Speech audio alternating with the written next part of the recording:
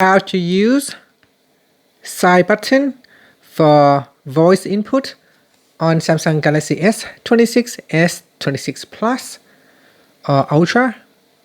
First, swipe down at the top to open up quick settings. In here, tap on the settings icon. Now scroll down and tap on general management.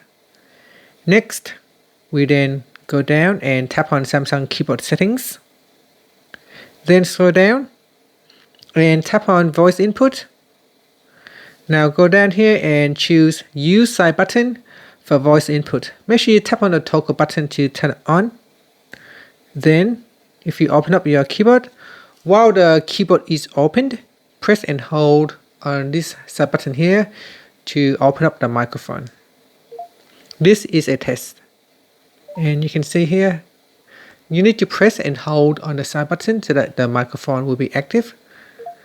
As soon as you let go of the side button, the microphone will be switched off. So you need to press and hold on the side button. If you want the microphone to stay active continuously, you need to tap on this button here, and that will keep the microphone on without you having to pressing the button. And that's it. Here, if you want to use Google Voice Typing instead of Samsung Voice input, then select Google Voice Typing and bring up the keyboard and press and hold on the side button here to turn on Google Voice Typing. And that's it. After that, you can tap on the back key to close it. Thank you for watching this video.